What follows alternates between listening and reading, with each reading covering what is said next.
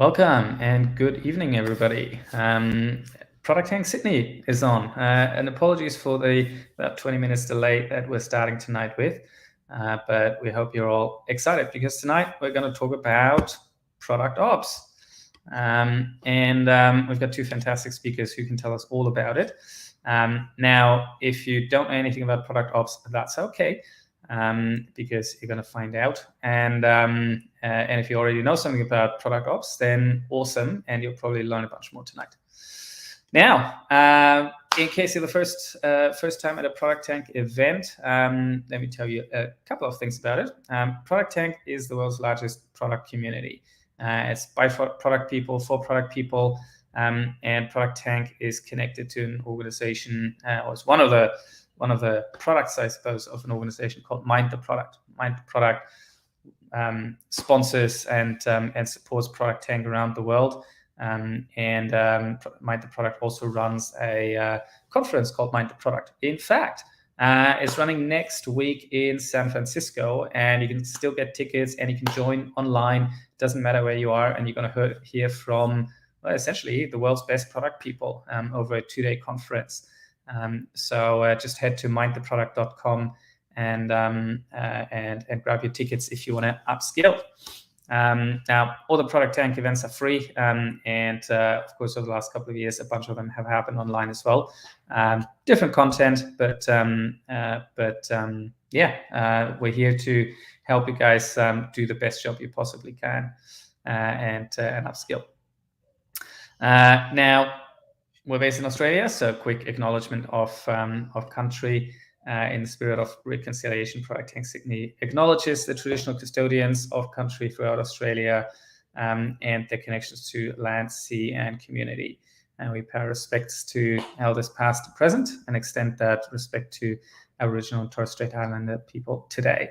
I'm actually curious to hear on the stream if anyone is Aboriginal or Torres Strait Islander. If you want to help yourself, I suppose. Also, this is a community, so don't shy away from using the YouTube comments as such. Feel free to introduce yourself, ask each other questions, tell us where you're at, where you're based. I'm sure there's a couple of people who are not based in Sydney, and that's awesome. That's exactly what we want. But soon we will go back to in-person events, but we have the ability to still live stream during those days. So exciting times ahead. Now, it's a community, so get involved, essentially. If you want to speak, email me, ben@productrise.com. I'll also say I had a couple of people email me, and I had a full-on few weeks, and I haven't responded yet, but every request gets handled, and everyone who wants to speak will most likely get the chance. So reach out if you have something in mind that you feel like is worth for other product people to know, to learn about, anything you want to share. Reach out let's get people engaged. Once we go back to in-person events, we'll also go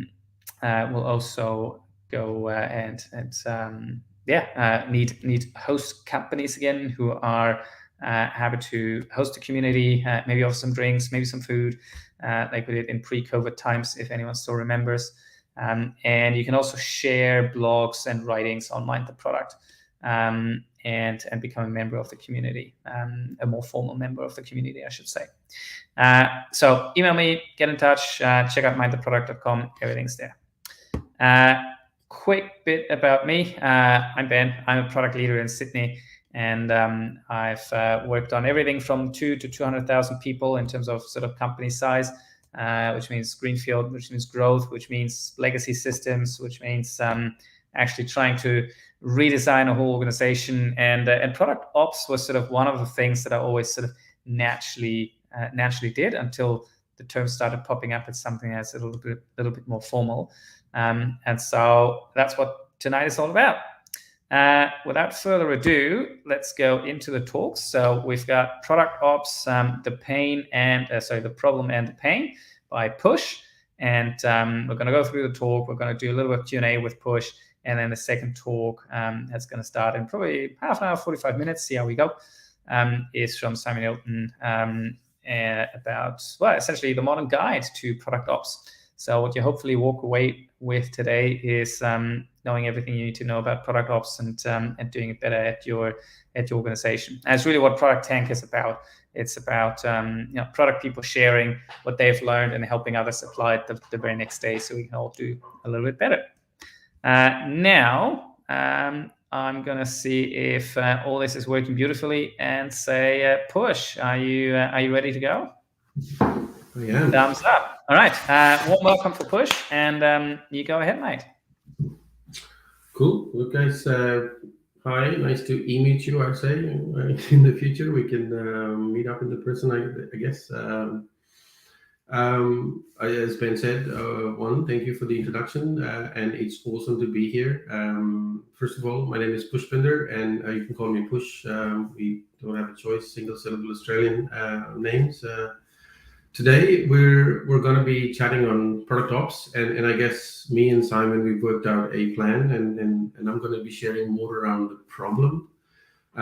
What it is, why should we be talking about it, and can we as product people or people involved in product teams do anything about it? And this should take about 10-15 minutes in the talk. Feel free to hold your questions for after the talk, and if you want to still ask questions after Simon's talk, I'm still here. We can still talk after the second talk today. You're listening to Push. I'm the CPO at FreightExchange. This photo sort of represents almost every customer interaction that I've had over the last 2 years in my role. We are a multi-carrier freight platform, and in short, we also help warehouses and wholesalers and distributors across the world digitize their supply chain, or in short, improve the ops of how they ship all these mountains of products across Sydney and every other state in Australia and across the world. This particular photo that you see is from a warehouse of JD Sports. It's mountain of shoes, and particularly Josh shoes in here. First session, look, I'm just going to be sharing about the pain and the problem and what sort of experiences I've personally had. And then Simon is going to share a structured approach of how you can tackle those problems. Look, these are my personal opinions, or you could say humble opinions, and things that I've experienced over working with banks, startups, the government, scale-ups, and these are just peculiar problems. And I guess my goal is to articulate a very simple version of it rather than a very complicated version of it. But like everybody else, like every designer, developer, or a product manager, my journey to product ops, also started by searching, and this is a very new concept. And when I searched, this is what I got is charts and cliche diagrams and a lot of different content, which kind of lead to a similar proposition, but it was too much for me, and hence this session today is where I wanted to share a different approach to it, or I would say a same approach as this, but a very simplified version of product ops, and just unpacking what it is, and then probably taking Simon's help to even add more structure to it.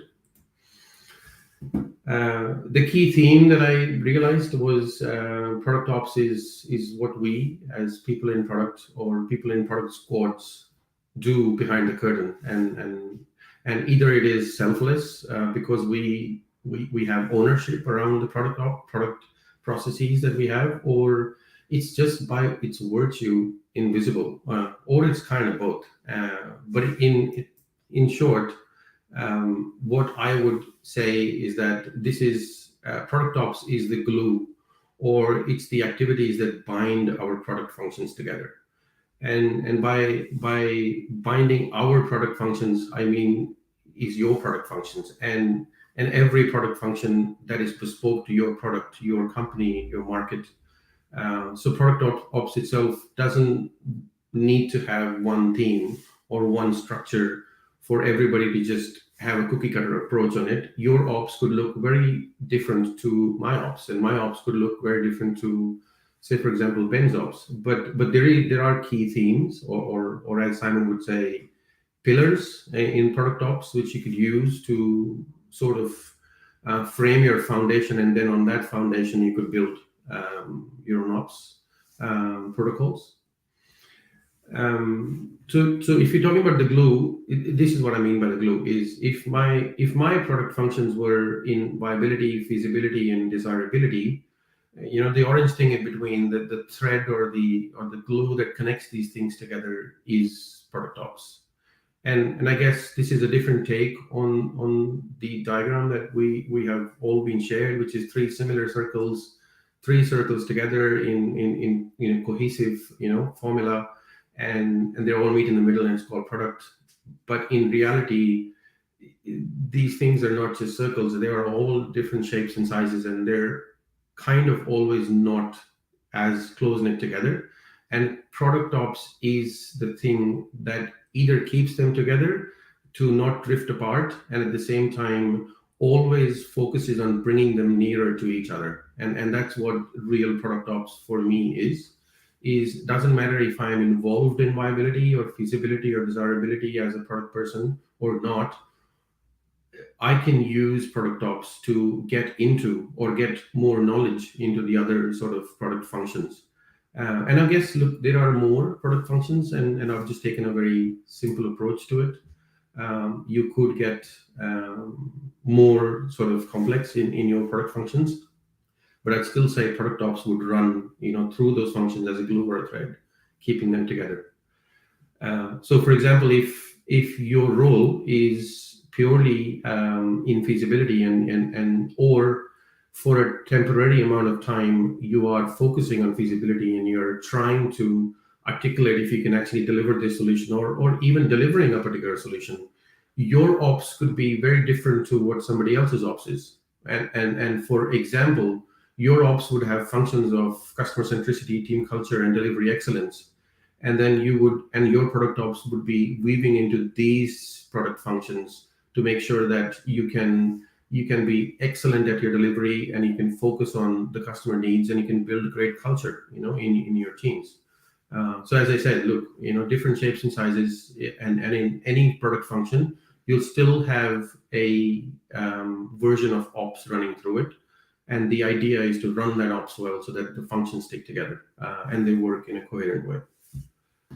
And look, if this is getting too fast, or if you have any questions, you can keep popping in your comments, and we can ask that later, just so that we don't forget per slide.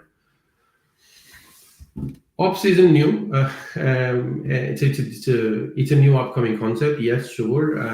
Or the word is new, but I would say product operations has been ever since. I'd say the first human being that made a tire would have had issues, or a circular thing, even if not a tire, would have issues, getting the tire to products or productized and then selling or distributing across, wherever they were. And I guess this square wheel represents the squeakiness of product ops and how we can improve it. And sometimes we don't eat our own dog food, and sometimes we do. But in short, it's not new. You've been doing it across all the time. And I guess the more we speak about it, the more we form a structure around it, and more we define it, and then more we can talk about what problem it really solves and whose role is it to run the product ops function. So if we start with a simple thing in product, you create a plan, and then you do a thing, which is build the particular product. And then while you're building the product, you pass the insights back to your initial plan, and then you create a better plan, and then you pass the execution commands to your doing the thing, and you create a better thing. And this itself is a cycle that could run in itself, and you could have a plan and you could build a thing, and that thing could take a week, 2 weeks, a month, a year, or longer. And this in itself, running, and the sustainability of this cycle itself can be called product ops, and the outcome it would give you is better planning and doing things. Or you could be doing things and then you'd be throwing those things out to your customers, to get some outcomes. Could be revenue, could be active users, could be page views, could be subscriptions or whatever it is that you're chasing. And then from those users, you'll pass the feedback to your team that is doing the thing, and then they do a better thing. And then the outcomes would be you're better doing and getting even better outcomes. And this thing and this cycle running, and the thing and the processes that run this cycle itself is ops. And we call it product ops because that's your product and that's what you do. Or you could be involved in both of the things, and you could create a plan, you could do the thing, you could get the outcomes, and you could pass the insights across different functions, and the sustenance of this pure and basic model of product, and what you do to make sure that the insights are passed and the learnings are then executed and then they're passed back into your plan and the doing and the outcomes is product ops. And if you have to look at this particular diagram in another shape or form, you could look at it in terms of your strategy, passing on the chain of sort of events to your engineering, and the engineering passing on the chain of events to customer success. This applies to if you're building products, and then if you're dealing with engineers, or if you're creating services. It's not just limited to engineering and building digital products. I guess creating a policy or creating a service is also a digital product in itself. So it could be applied to services as well as your engineering functions that are a digital product, which is somebody could log in and check and do things. But you'd say, so yeah, sure, that is what ops is, but what is the problem? The problem is that even if it is displayed as a simple function, that creates a lot of information silos. A lot of information sits with engineers that is not with BAs. A lot with BAs that's not with engineers. A lot with PMs, and that's not with the other PM in the same team, or with the PM in this team, and that's not in that information is not with the PM in the team in say for example San Francisco. And that this does create information silos, and at the same time they create misalignment, because I have my own set of assumptions and I can have those assumptions, but because I don't have the right amount of information, I am now not aligned with you, because my assumptions are my hypotheses, and I have a position on some things, and because I don't have the right data or information, I am completely misaligned onto what you're doing. And then that would result in a lot of distractions between teams and squads or between your stakeholders. And that eventually results in a loss of purpose for you as a product leader or a product manager or a product squad member. You could be an engineer in a squad, and you could still deal with ops in your shape or form.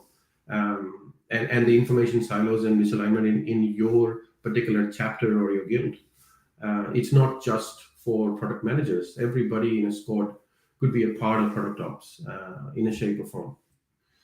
And look, this problem really gets bigger with multiple teams, products and locations.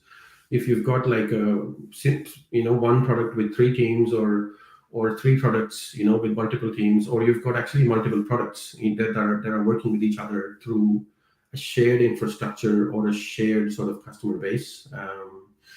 Or you could have, the same product with different functional teams located in different geographies. You say, for example, your customer service team is in Asia, and then your dev team is split between, say, for example, Hong Kong and Sydney and San Francisco. This problem gets even bigger to a level where you kind of lose the sense of working in a product team in itself, and it gets a lot of and there's a lot of noise around what you're doing. The usual suspects, I'd say, of product ops missing would be lesser and lesser people would know how the product works. In short, you would have people in your team that don't really know what your product does or how it works or how a feature works, and they just kind of were working in their own sort of small silo within the product. And lesser people would know what others are working on. That means they wouldn't even know what their team members are working on. They would have very limited insight, and this is not limited to engineers. This is limited to designers, to other product managers, to other product leads, or even other stakeholders in your product team, and that creates information silos or misalignment. And then ideally, you wouldn't be connected to the ultimate vision of the roadmap. That means the thing you're working on, or your team's working on, the slide you create for a deck, the design pixel you write, or the code you put in, is kind of connected to an experiment that's connected towards a hypothesis, and the hypothesis towards a particular key metric that you're trying to achieve, and that key metric is connected to an objective, and that's part of a bigger objective leading to a vision for that particular product, which is a part of a bigger product group, and eventually realizing the vision of your whole company. And this golden thread is lost, completely lost, in the kerfuffle of lacking product ops. And finally, what I particularly have noticed is people just don't know what their role is, and they either don't do their role or they overlap with somebody else's role, and they don't really know what success for their role looks like, so what their objective is, or what the objective that they are feeding towards is, and what is the key result that's going to tell them that they are working in the right direction or not, are kind of the indicators, I would say, that tells you that your teams need to work on better ops within your ecosystem. And the best, I guess, when I say best, means I'd say the best or the worst thing that could happen is your stakeholders are misaligned, and they cause a pain for you. They raise the lack of transparency in your organization. They raise the lack of quality in your product, or it could be design, engineering, or information sharing, or they raise roadblocks in you releasing your product to your customers because they're just not aligned. And for you to get your features and the work that you've done out, this simply gets a lot harder if your stakeholders are completely misaligned with the product. And these are just the start of the problems. But as an engineer, lead engineer, or lead product person, or a lead designer, or anybody in a product team, you want to achieve goals, and to achieve your goals, you've got to go through customers and engineers and analysts and consultants and ghosts you chase and your own ego, and everybody wants a piece of you.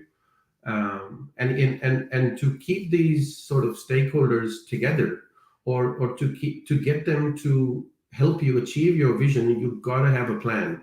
And that plan isn't just a document. That plan is an operationalized process that you have to go through. So the thread that you have to weave across these people is product ops to get your goals. Or in other ways, and this could apply to you if you're an engineer or a product person, or you're a designer or a product lead, or even an analyst or a data scientist in a team.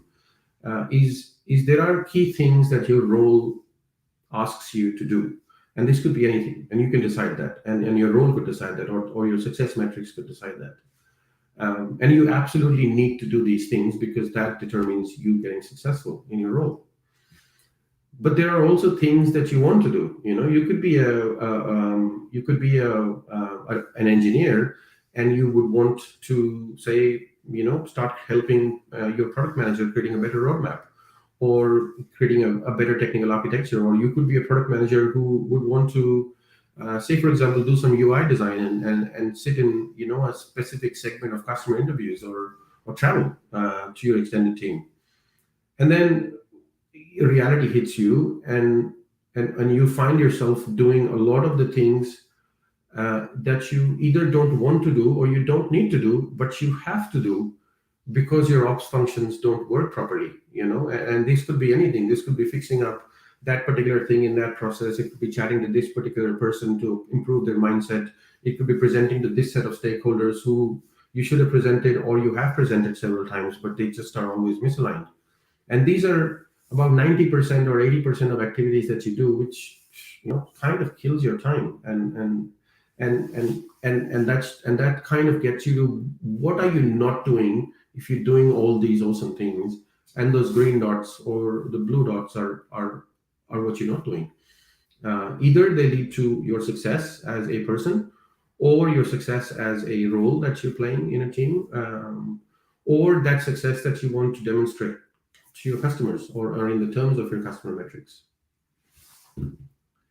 I guess one important thing I want to flag here is that this slowly and not having product ops is leads to loss of purpose.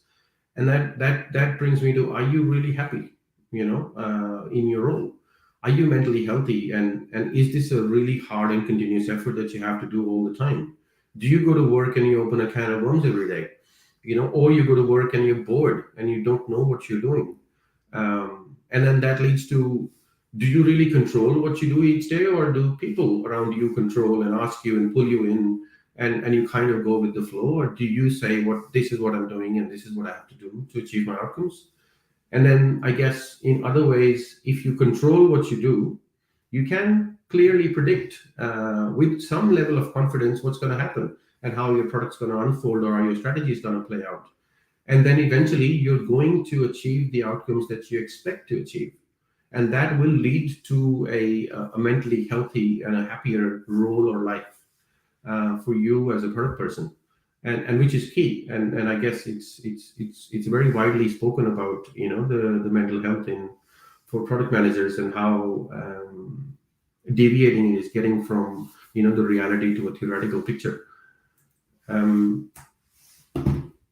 But I'd say, you'd say joining product, well, isn't that the job? Isn't the job working with, the gray? And isn't the job to work out what you don't know, and then you run with it and you do what it is? I guess it is. And the product is itself new, and it's not been centuries since we were having product managers, or even hundreds of years. We are still forming. I guess we're norming, and after that we will be forming.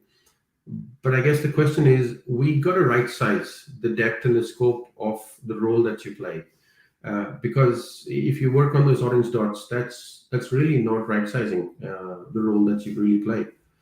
And lighting the bulb, I'd say, coming back to you as a product person or a member of a product squad, operationalization, and I had a chat with Simon earlier. Sure, operationalization for quality is one that I would say for the O in ops, and for the P, I would say pre and post customer problems. These are sort of things that you have to do before you get in touch with your customers, or before you put your products in their hands, and after they're starting to use your products. And these are the processes which nobody wants to talk about, because and these are internal customers, and you're kind of like, well, it's okay, they'll get through, and they'll use our own operational and tedious and dramatic processes because they're hidden from the world, and we've put a cover around it, and you work in secrecy and let them do what they're doing, and eventually they're going to result in a negative customer experience. But that's what ops is you doing what it takes to fix those things so that eventual outcomes for your products and your customers are better. And the last one to be stakeholder alignment. You could call it education, training, or information sharing in a succinct, clear way, which is not just for them, but very a lot of different people. And then I guess brings me to open the Q&A, and feel free to ask now, or you can just ask it after you've done the whole package with us today. But feel free to share if there's a pain point that you like to ask, or even share that you have yourself picked up the ops tools and solved them, or you think might be potentially be solved, which we haven't highlighted today, and then that would ideally wrap up my session. And even I'm excited to continue this Q&A, and then Simon's, and then after that, the final Q&A. Awesome. Thank you so much, Push, and everyone online, give them a big hand. So this is very, in a live event, this is a lot better than if I just do some by myself and all the people are not on the microphones. But no, thank you so much. And even comments online already. Loving the slides and really interesting stuff. So thank you for sharing, Push. Now everyone on the stream, ask your questions, ask away, put them in there. I'll moderate. But while we're waiting for a few, I've got a question for you. And that is, when do you reckon a company starts to sort of really have the need for a dedicated product ops person? Like, you're a CPO at the moment, I've been a CPO, and we sort of do it just as part of the package that comes with a role. But yeah, at what point do you think a company should think about hiring a dedicated product ops person, like we're starting to see pop up? I think I recall some of the conversations I've been having. So look, we haven't hired a product ops person yet. So just to share with you, and I guess the inclination or the identifiers start, as I said, when these sort of key problems come up, when you see a lot of noise in your product, and you see a lot of misalignment in people, and they are causing your, say for example, your features to be released late, and your FinOps to be broken in some sort of way, and then eventually customers are also one of the ways in which you actually realize, because their NPS and their usage and their feedback is going to be passed. And I guess we have to be really peculiar about reading those things, because they determine what has been broken in the product. And if you see that trend going, you clearly articulate that this is something that is an ops issue. And if the person involved hasn't solved it, that means they're not really looking at ops. And then that gives you an indicator that, okay, we definitely need a product ops person. And the second would be when you just put your hands up and say, look, over the last 15 days, I want to step back after this sprint. What did I not do in this sprint that I really wanted to do?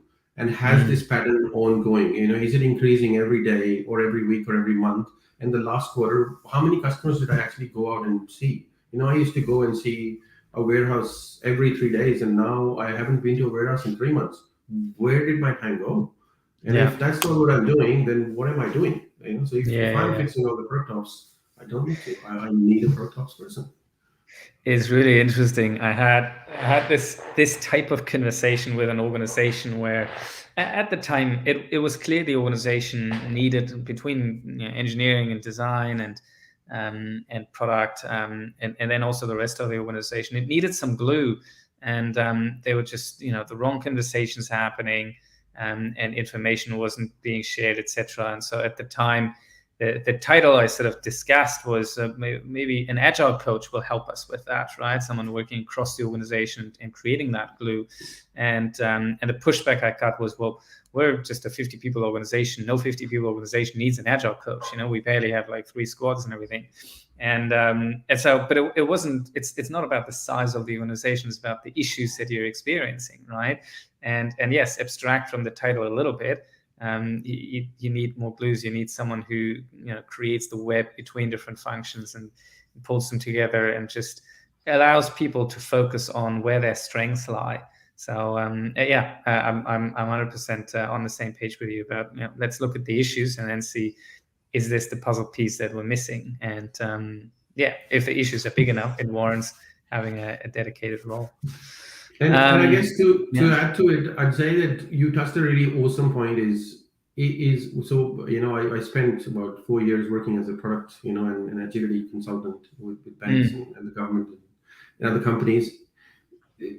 Keep the title aside, I guess the modern agile coaches, or even the scrum masters, or just regular business consultants that people hire, they are product ops, and they kind of are the glue that is connecting all these dots, and they're energizing all these things that are just now going down, and they help organizations like that bulb, that small bulb, seeing which other parts of the organizations also start being attracted towards that thread or that glue that we call product ops to be. Yeah, and James Sanchez is just joining the conversation and says product ops also needs to be a bit of the grease, right? And maybe pushing people and working towards the actual accomplishments. What's your take on that, Push? Hands up, I agree. It is awesome. Mm. It's one more way to look at it. Look, there's always friction, and I guess if you add that grease, either you increase that friction and increase the velocity, or you just calm down the noise. But I guess, look, calming down the noise is not the solution. It's like those things that we did. Is you go to a team and you help them reinvent their processes, and they're smacking and they're humming, and the moment you plug out, they go back to normal. It's like if it is a grease then or a glue, they both have to be continuously added to the process. So I agree with both. They are both like a glue. Even glue fades away and cracks and then solidifies, and it just doesn't really work really well. But I guess we just need to keep injecting it all the time. It's not like you do it and you forget about it. That doesn't work. Yeah. The interesting thing here that we're sort of touching on is you want the glue and you want the grease, right? And so the way we looked at this, for example, at Blue Chili, where the amazing head of product, Claudia, introduced me to the whole glue and grit thing, was that everyone tends to be either a little bit more on the glue side or on the grit side. And I think what we're discussing here is, we said, well, let's see if a product ops role is the right puzzle piece. Depending on the challenges you're experiencing, a glue person or a grit person is more the right way to go for the team. It's sort of trying to fill the gap that's just not being covered. So that gives us a bit of an. Say again. I agree. I totally agree. Yeah. That gives us a bit of a flavor of like the breadth of types of people that can make a really good product ops person, depending on the organization. We got a question from Amy here. I'll just pull up. Oh geez, now I have to read that on the small screen. So someone's creating the glue between the functions. What is the balance between being a generalist versus being a specialist in this role in product ops? Look, it's fantastic questions. I'll take a screenshot. For my own knowledge. I think I'll give you an example. Say for example, you've got customer service and FinOps running in your organizations or in your product, and that's one component. And then you've also got generic sort of mindset related things going on. So I guess where you talk about generalist is somebody like an agile coach who generally don't really teach agile. What is agile? Agile is not teaching Scrum. Agile is changing the mindset. So generalist would be working across your person in finance who is not even touching Jira, and an agile coach working with them to understand what they're doing, and at the same time working with an engineer and probably connecting them both and saying, hey, well, this guy has a problem, can you solve it? Or opening up their mindset to be more growth minded as a team. And then I guess if you're a specialist, then you would really be a specialist. And I would still say Scrum Masters help bring better product ops into organizations, and they are specialists. And similarly, if you hire a consulting CFO who works with your finance team, that would also be a consultant or a specialist that you bring in the team to improve your ops. So it's yes, it is a function, and the glue is connected by key people, but they can both be generalist and specialist based on the priority of your product that you really need to solve. I guess is my opinion. Yeah, it's fascinating, right? Because even product itself, it's almost like a specialized role, but then again, you have to be a generalist to do it actually well. So it's like you have to do a bit of both. The T-shaped person, as people might say. Alrighty, we should move on to Simon's talk to make sure we wrap up before midnight. Cool. Push, thank you so much for the chat and the talk and all the wisdom that you shared.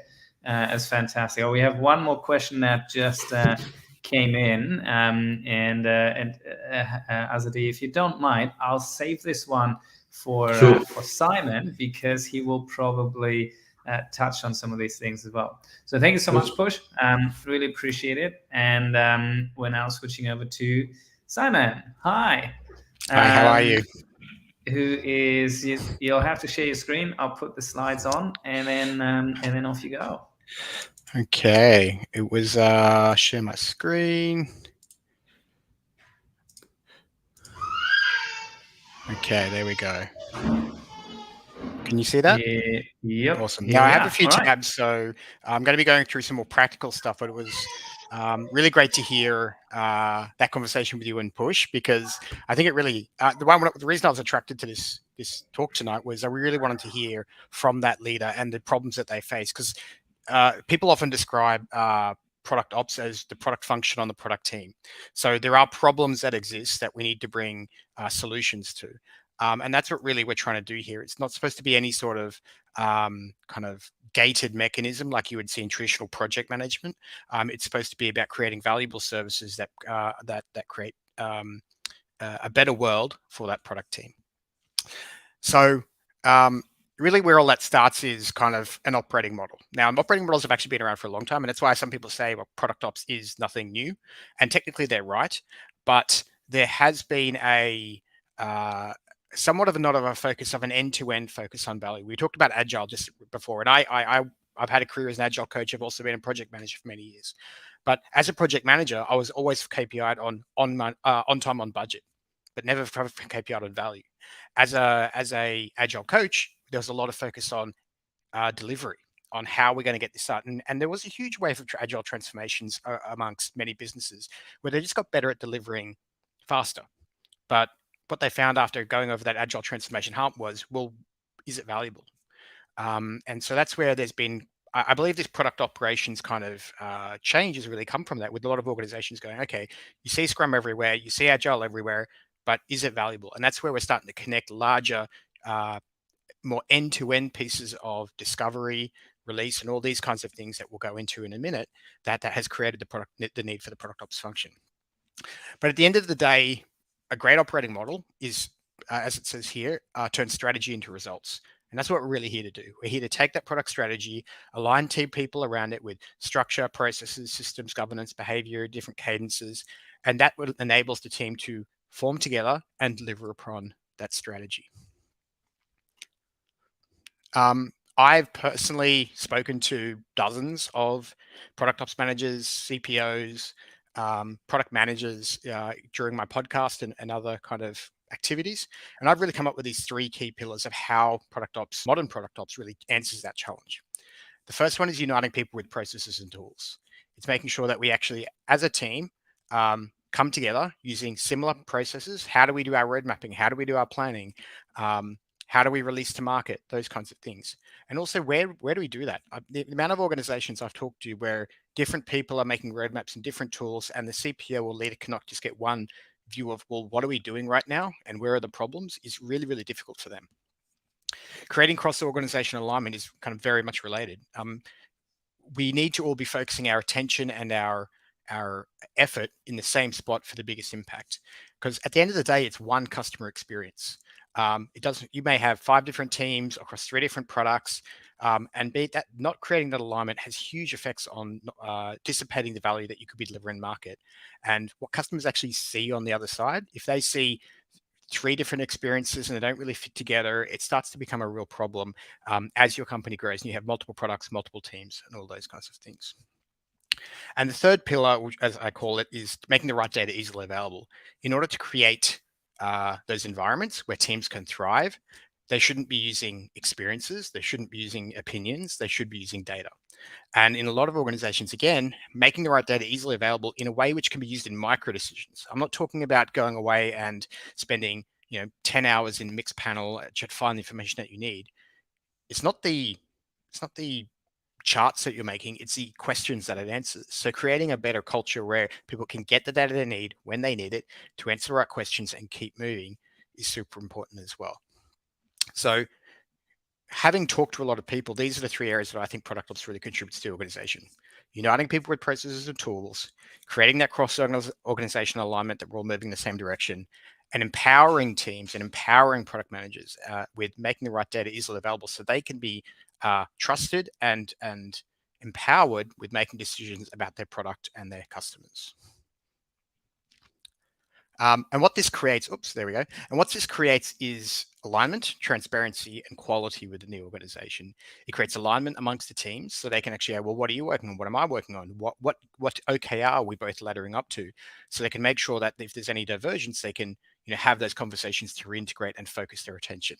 It creates transparency for leaders, which is something I think Push was talking about before. It's like as you scale, as a leader responsible for, let's say, millions of dollars worth of salaries, where are you putting that money? What value is it creating? What should we stop and what should we start? Are they aligned to strategy? These things become really, really important in making sure that we're doing the right thing at the right time. And ultimately, when we create better training and tooling, we create better quality for the customer. The way that we build and release one piece of software in one part of the business versus another part of the business needs to be more consistent, so we can actually create that overall consistency and quality, which creates a better product for the customer. And I think Push made a really, really good point, and this was a question that Ben brought up before. This starts to become a problem, not necessarily, I wouldn't take it from the point of when you have to, like as in a timeline of when a 6-month-old company, a startup, a scale up. I actually look at it from a number of other dimensions. When you have multiple teams, you start to get misalignment. When you have multiple products, you start to get misalignment. When you have a distributed model, like we've seen in COVID, with people from all around the globe, or even just working from home, you start to see misalignment. So this is more of a compounding effect, and you really got to ask yourself, well, where are we at? Do we have multiple teams? Do we have multiple products? Have we got a distributed model? How are people meant to stay aligned in that kind of environment? So it's that alignment, as I said before, in the values, that is really, really important here. And really, if you value your product and you're a scaling company where you need to keep that alignment in order to deliver on your expectations for investors, for customers, and even for your team. I mean, it's really, really important. People, when you're in a scaling tech organization, it hurts. So the more you can actually reduce that friction upon your team, you probably retain staff and overall have a happier team. So that's where you see ProdOps showing up in companies like Uber, GitLab, Zendesk, Stripe, and personally, I've just seen the title show up more and more inside early stage companies. In fact, most importantly at that scale up stage, but then it's catching on really everywhere, because you need to create some sort of alignment, some sort of order in order to deliver upon the expectations for your investors and for your customers. But the real thing that it's really addressing, the real customer here, is the product manager. The product manager, as I think Push really alluded to, that's being stretched in more and more directions as time goes on. A product manager is supposed to be that full stack these days, where you're an expert in user research, you're an expert in product analytics, you've got to sit with the development team and help them their questions, you've got to be involved in product strategy with your leadership, you've got to align your stakeholders in sales and customer success, and overall you've got to be that vision holder and communicate out to everything in the world. But the real modern problem there is that not all of these tasks that product manager has is created equal.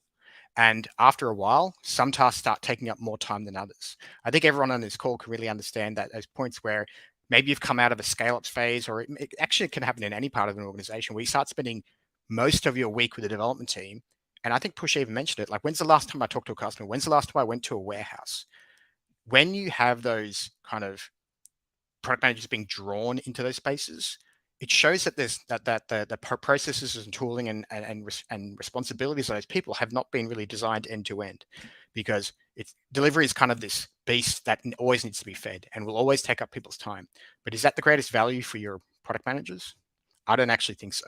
I think your product manager's greatest super skill is decision making, and you need time for that. You need time to gather information. You need time to think and consider options, and then make a decision and communicate that, because the decisions that they make in reality are worth hundreds of thousands, if not millions of dollars. If you have one development team working on the wrong feature or something that doesn't really make impact for a month, that's easily a couple of $100,000, maybe even a couple of $1 million once you've put in all the effort of getting it to market, hosting it, all those kinds of things. So being able to really focus your product manager's attention and create and get them out of the weeds. That's what the value of product ops really is. And in that way, we seek to create product ops is to not create that gated model as we talk about, but enabling services that they can draw upon as a product manager. So rather than being that full stack, you've got this product manager in the center, which can call on user research. They can call on the product analytics. They can call on the development team. They can call on, they have systems to communicate with stakeholders. They have facilitated strategy sessions with their leadership. That's how we actually make the most of the product manager's time and get them focused on solving customer problems. And that's why I kind of run product ops kind of like a API product. I actually call it the API for the product manager, because if you're selling an API product, what you're really doing is offloading work from the person to your service. There's a great book from Google called the Product Manager's Guide to APIs or something like that. I'll have to Google it, but essentially I read it and I pretty much looked at going, you could remove API and replace it with product ops, and all of this would still make sense to me, because what a lot of product managers need is the outcome, not the service. So in an API, if I was developing a fashion app and I needed the weather, I wouldn't go out and become an expert in all of the all the science of weather predicting. I would shoot off to an API saying, I need the answer to this question, bring it back, and then I can use that in my decisions as I make the app. In a similar way, not all product managers need to be experts in product analytics. Not all experts, not all product managers need to be experts in competitor analysis, but they need to have that information in order to make the right decisions in order to deliver upon their product. And the more we can do that for them, the more they can move fast to the market and make those trade-off decisions. So some questions I ask when I'm making my product ops services are, how often is the service being called? What kinds of calls are being made? And is the PM's behavior changing? I treat it like a product, and we do go through the same research, we go through the same launch, we go through the same monitoring, and we eventually deprecate that product as well. If that service isn't being used, as it grows or it's just not valuable, we'll get rid of it. So we're very much a services-based organization, not gates. So this is where I think is a very, very important point, because I've been a project manager. I've worked in a gated, you have to pass this gate of test in order to get into UAT and that kind of thing. No, we're not trying to create gates, because gates are there for reducing risk. Services are there to speed things up. And that's what we're ultimately trying to do, create more of the ability to speed up the product development process by liberating the product manager from all of those time suck tasks.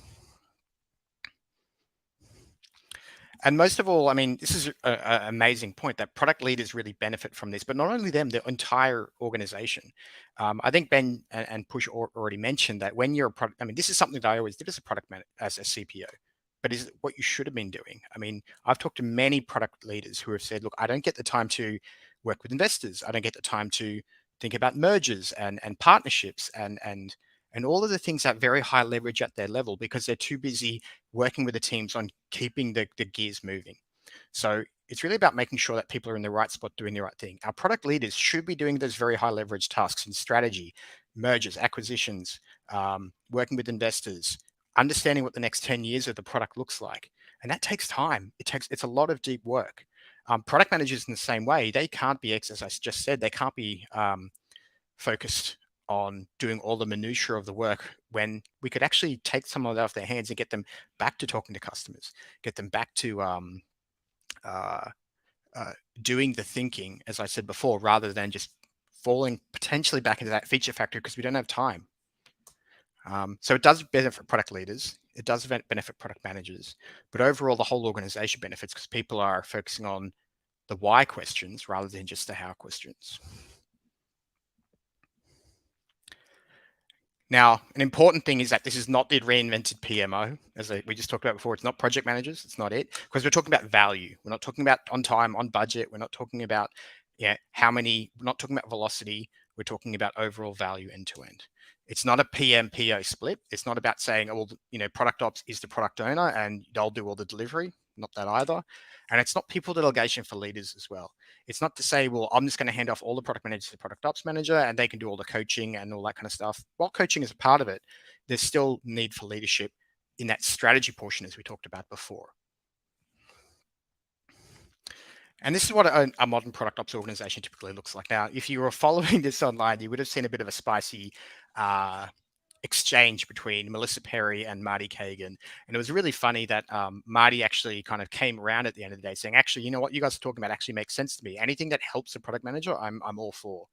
And he put up this actual org chart, which is really funny because the org chart that we had at my organization, where the product ops is a peer to the product management team and the product design team. So you typically would have a, VP of product, VP of design, and maybe a director of product ops, but they all report to the CPO, and then it enables those organizations to work together. But what's really important to understand is that that's only half the work. A lot of the work, and I actually, now that the more that I go through working with product ops, sometimes more than half of the work is actually working with organizations outside of product, because they're the ones who typically don't get what they need. I've talked with sales teams members who say, look, we don't even know our product's shipping until the day. And then we have no understanding of the objections. We have no understanding of why you built it, all those kinds of things. I've talked with design leaders who are saying, well, I'm given a one sentence briefing to do a research project. And I've talked to customer success managers who are similarly, well, how are you going to improve this feature? The customers are liking it, but they're not loving it. How are we going to get there? How do we iterate towards that? So it's actually connecting all those pieces back into the product development process, because it's not your job's not done when you ship something to production. It's done when customers are loving it, and then we have deep and sticky usage of that feature. So we wanted a bit of a practical view of what product ops looks like. So we're going to switch over to this Miro board that I've created. I'm actually going to be releasing this to team members soon.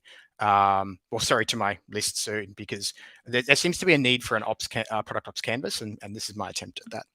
But essentially, what do we want? Aligned autonomy. We want to create teams that have a high alignment with the organization, but we ultimately, at the end of the day, want to create creative, autonomous teams focused on the customer problems.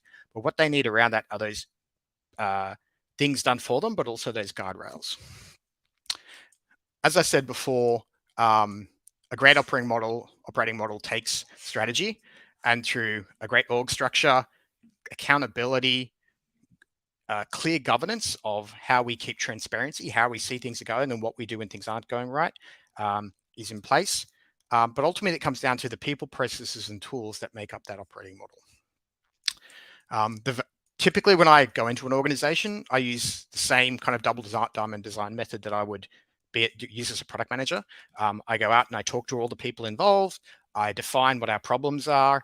I develop solutions and come back to them through prioritized backlogs, and then I deliver those solutions to customers and monitor, or the customers being product managers and their wider organization. But then I monitor those the quantitative and qualitative measures of if those things are working. Ultimately, though, it comes down to these values: quality for the customer, transparency for the leadership, and alignment for the team. So here is the canvas that I typically would use with a product ops organization, and I would go around and have those conversations to understand who's involved in the organization, how do they work together, where do they put their information, and from that we'll start to form a bit of a understanding of, well, okay, we have in discovery we have a UX research and data analyst. They typically do a kickoff, do a few customer interviews, they do a market analysis, and then pitch back to the leadership of what they want to do. We keep that user research in Dovetail. We write down our knowledge in Confluence, and we consult Mixpanel for all of these kinds of things. And then we can typically do those kinds of things across development. Okay, we have a tech lead, a dev team, we have our sprint planning. We have stand up, and then we have maybe kind of retro, which lands in, say, Jira, Confluence, etc. And we'll do that across all of these areas. I typically break the whole product development process into 4 key areas. Discovery, which is the responsibility of the design team. And they go, okay, guys, tell us, how do we do discovery? development, which is responsibility of engineering team, release, which I typically would advise goes to a product marketing owner, and then scale, which is your customer success managers would. How are we going to actually drive adoption and increase usage of these features? What is the customer's vision for the product, and how are we going to address that with a unique plan for them? What you're going to see here is that typically your product managers will be stuck in this development space, but we want to pull them out. We want to see them across all of these things. We want to see them involved in discovery. We want to see them aware of development. We want to see them, concerned with release, and ultimately driving adoption and scale, which delivers revenue. But the product manager needs to be more across rather than lost inside that development space. They certainly are accountable for these things, and they need to, but they need to have partnerships, and they need to have structures, and they need to have ways of working which stop people from figuring out, well, how do we do this, and more focused on, well, the results of what they're doing. And this ladders up typically into governance between, well, how do I know discovery's going? How do I know development's going? And you develop these meetings and these views of roadmaps, of release plans, all those kinds of things which product managers can consume, which ultimately influence that planning level, which is your roadmap level, ultimately influences your product strategy, which ultimately influences your executives' goals and business strategy. So this is a good place to start to really get it all in one place. And then when you've got this, what's really interesting is that you should be able to turn this directly into training and materials for your team. So this box should be able to answer, there should be a Confluence page saying, this is how we do discovery in our organization. This is how we do a kickoff in discovery. This is how we use Mixpanel, or this is how you can use Mixpanel. This is how we've set it up. And similarly, all these boxes start to become clear documentation that allows you not only to empower the teams to say, okay, we're all using it the same way. It doesn't mean you can't use it in a different way, but this is how we use it as an organization. But when you start growing that team, new product managers and new designers can slot right in, because there's established ways of working, there's clear documentation of how we use it, and there's not this misalignment as we see amongst processes and tools. Not to mention, you just have clear expectations of your people, which people like. They don't like walking in, being sold one thing and getting another. So when you actually go through this and kind of detail out your people, who does what, when they do it, where it happens, all that kind of stuff, you actually get this really nice outcome of a clear understanding of, this is how we develop our product.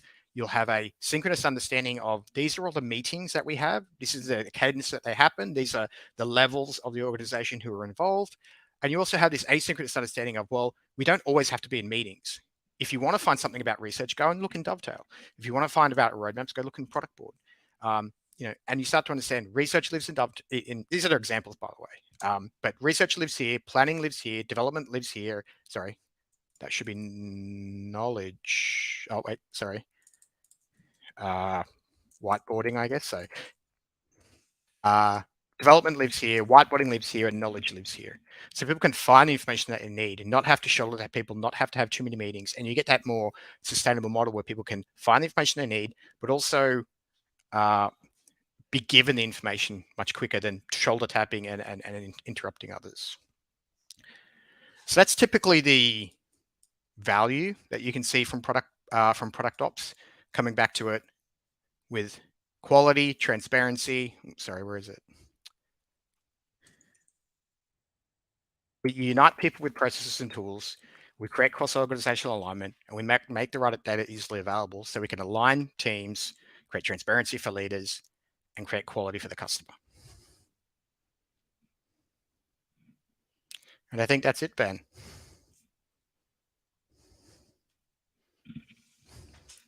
Oh, you're on mute. I am. That was awesome. Thank you so much, Simon. That was, yeah, you guys, both you and Push, so much depth of knowledge that you shared. I love the example that you give in the Miro board. Well, the other thing I'll say is that I've actually done a lot of thinking on this in the last couple of years through my podcast, Product Ops People, but I've just launched this book, Product Ops Pillars, which is about a 15-page attempt at kind of a Scrum Guide approach to product ops, saying here's where you start, that will frame inside your organization. So if that really helps people get up and running, it's available there at simonhilton.co/pillars. Sorry, simonhilton.co/product ops pillars. Awesome, and I guess that'll go into even more depth than we've just gone through. So, all right, excellent. Well, what could be better? You join Product Tank, you learn a little bit about the surface of product ops, and then you have an ebook that lets you go down all the way. Okay, so now it would be unfair if we didn't come back to Azadi's question, which I almost cut off basically. Back to this, and I'm sure you've got a take on this, Simon. Maybe I expand the question a little bit. So what's the difference between product ops and project management and coordinator? And so I know, with Push, we talked a little bit about, well, sometimes agile coaches do the same thing, and sometimes I think Lassie and the program managers actually the ones that function developed a lot of the ways of working. And sort of templates for how things should work. As said, he got his answer, but still, what's your take on how does it all sort of compare? I think I'm quite qualified to answer this question because I was a project manager for 10 years. I was an agile coach, and now I'm a product ops director. And I actually think that a lot of those skills are very useful in becoming a product ops manager. But to answer the question quite directly, the definition of project management is having a start and an end. You come into a project, you have an objective, you've got a set of deliverables, and you close the project. That's not the case in Agile. That's not the case in product development. It's not the case in product ops. So it's not a project management because it's all about continual quality and continual development, not a start and an end. Then I'll go on to the Agile coach part of it, I think, because the Agile coach part of it, Agile coaching typically is more involved in the product development process.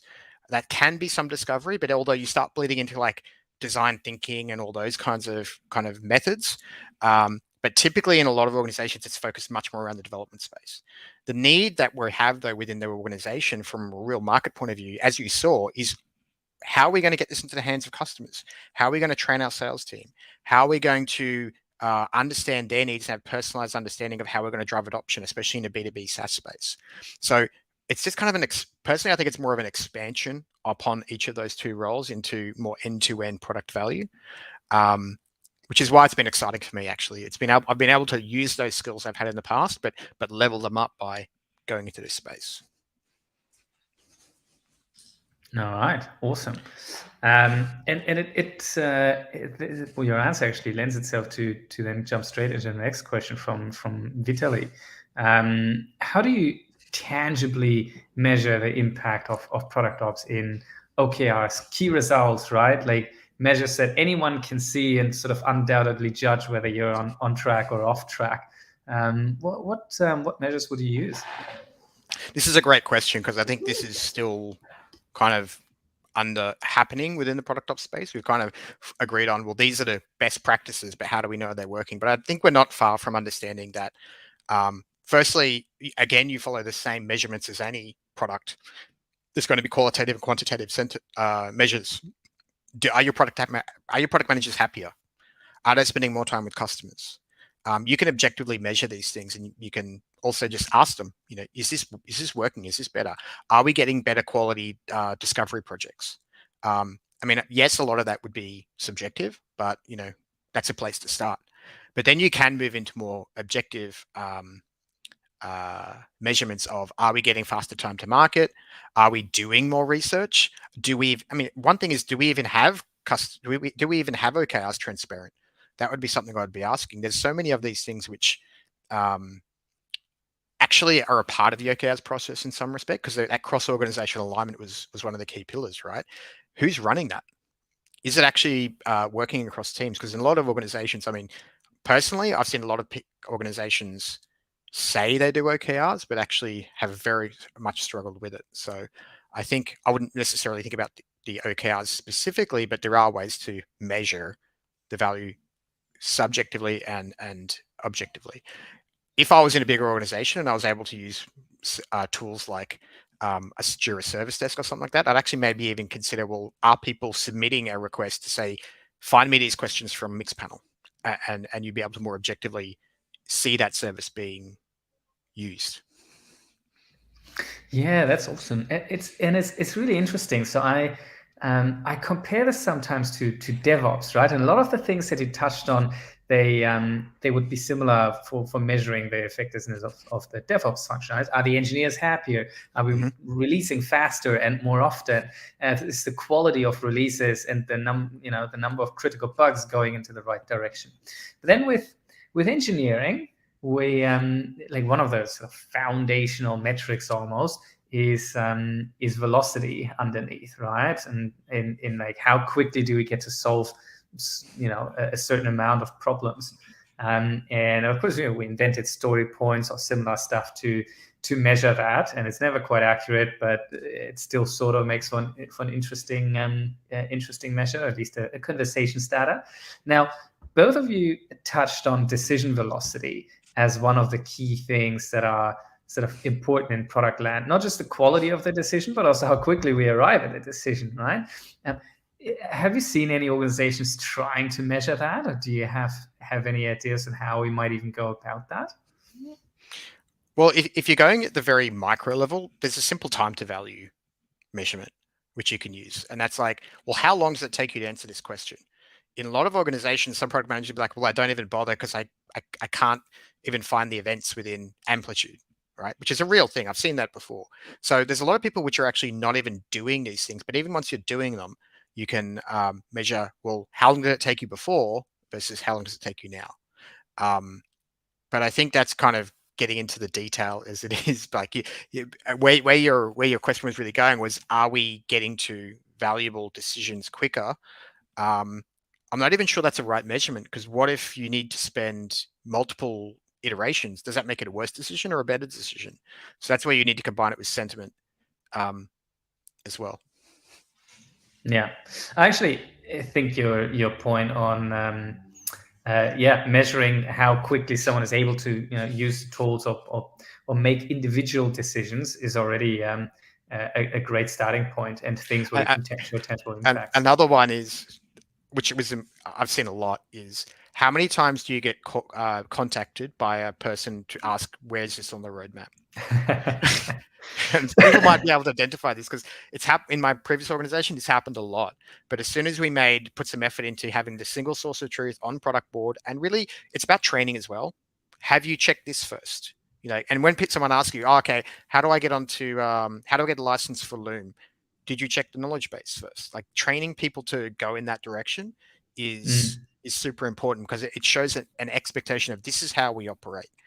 So it will take time, but I think you can. There's other measures, which again may be subjective, which can show you that your product managers are happier, they're more focused, and people are more aligned because they know where to look. The interesting one that I've seen quite a bit, especially in sales dominated organizations, is the time it takes for a product manager to start to get in front of a customer, because the sales team would typically protect those relationships, and there's all sorts of hoops to jump through, and the answer tends to be, well, we have a sales call next week with a customer, you can join us, but please don't say anything, because the understanding isn't there that product people might want to ask different questions than the sales guys.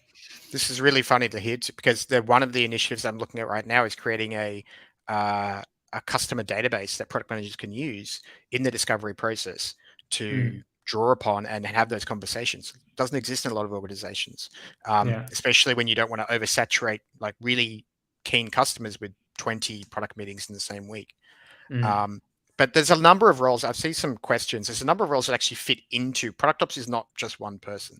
In my product ops organization, I've had customer support reporting to me, incident management, product analysts is definitely something that product ops teams take on, and program managers also can exist within the product ops organization. And the reason why is that there's often a lot of cross-cutting, shorter initiatives that have to happen within organizations, especially with tech debt. And that's why having program managers can be really beneficial.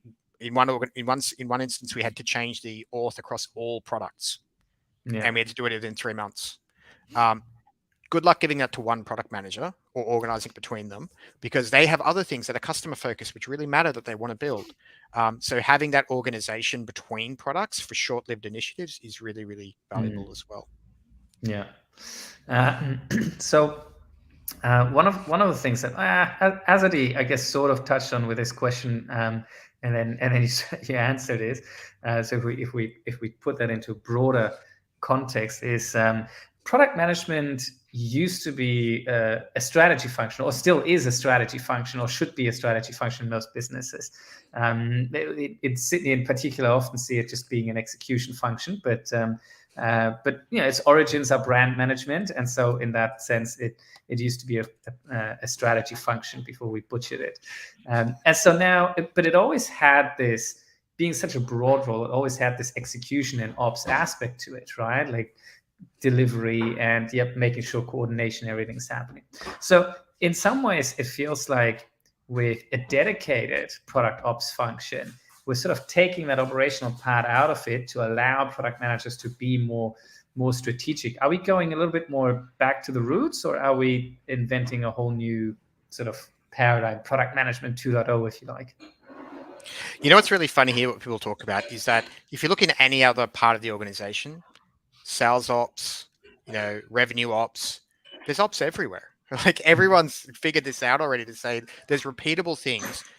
It's sales ops, great example, right? There's repeatable things going on in the sales organization, but do you know where I want my where I want my salespeople?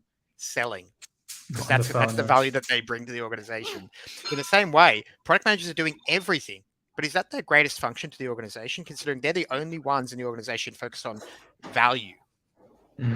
So towards some people, they look at this going, well, of course I wouldn't my product managers doing everything, especially as you pointed out, not all tasks are created equal.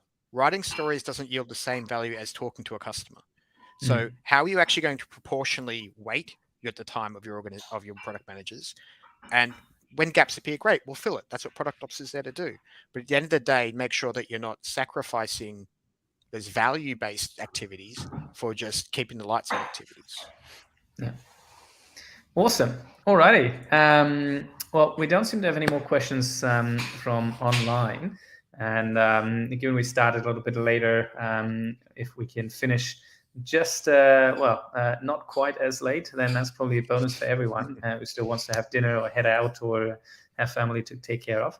So, Simon, thank you so much for joining us. Also, Push, I'll just, since you're still there, I'll just put you on the screen again. Thank you, guys. This was awesome. I learned lots. I think everyone in the audience learned lots, and everyone who's lucky enough to watch the video afterwards. Lots and lots of wisdom in there. Thank you so much for sharing that and moving our little product community forward. Anytime. Thanks, Benjamin. Awesome. Now I'll take you guys off the stream, and the last thing for me to say is just thanks everyone for joining, and thank you for the kind comments and words and questions.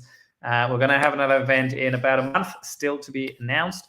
Keep an eye on the Product Tank Sydney meetup group, and it will hopefully be an in-person event, also live stream. So if you're joining us from like Amy from Coffs Harbour, then you should still be able to join and learn from all the folks who are as good as Simon and Push, sharing their knowledge, making time to share what they've learned and pushing other people up. That's it from us. Have a great evening, and we'll see you soon.